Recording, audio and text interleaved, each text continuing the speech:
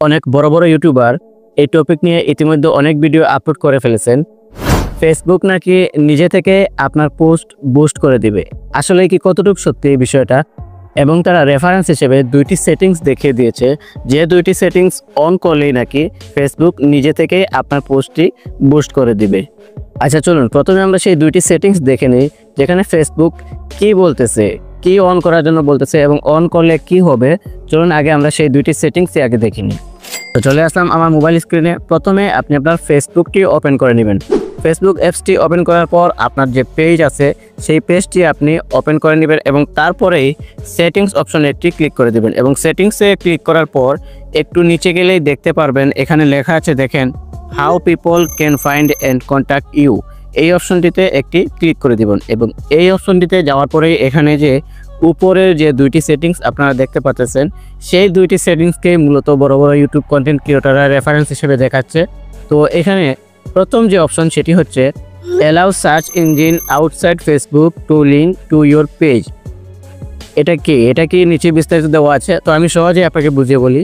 সেটা হচ্ছে আপনি যদি আউটসাইড ফেসবুক মানে ফেসবুকের বাহিরে অন্য কোথাও আপনার এই পেজের যে নাম আছে সেই নামটি সার্চ দেয় এবং সার্চ দিলে আপনার পেজটি শো করে। যেমন মনে করেন আপনি যদি গুগলে গিয়ে আপনার পেজের নাম সার্চ করেন, তাহলে যদি এই সেটিংসটি অন করা থাকে তাহলে আপনার পেজটি শো করবে, এবং যদি অফ করা থাকে তাহলে আপনার পেজটি শো করবে না। That's simple. তো এখানে আসলে কিভাবে ফেসবুক আপনার পোস্ট বুস্ট করবে সে কথা বলেছে, সেটি আসলে আমার মাথায় ধরতেছে না।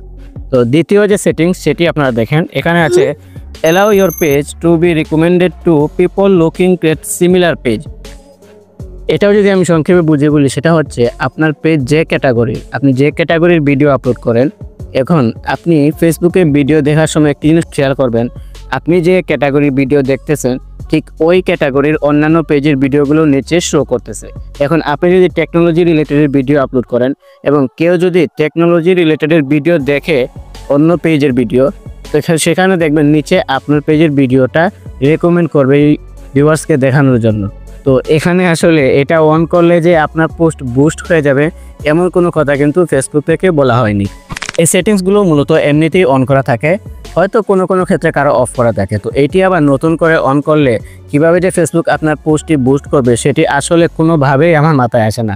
তো আপনারা যদি কোনো কিছু বুঝতে পারেন কমেন্ট বক্সে কমেন্ট করে জানাতে পারেন। একটা বিষয় কি, আমরা মনে করি বড় বড় কন্টেন্ট ক্রিয়েটররা যখন এই বিষয় নিয়ে কথা বলেছেন তাহলে হয়তো বা সত্য তাদের কথা।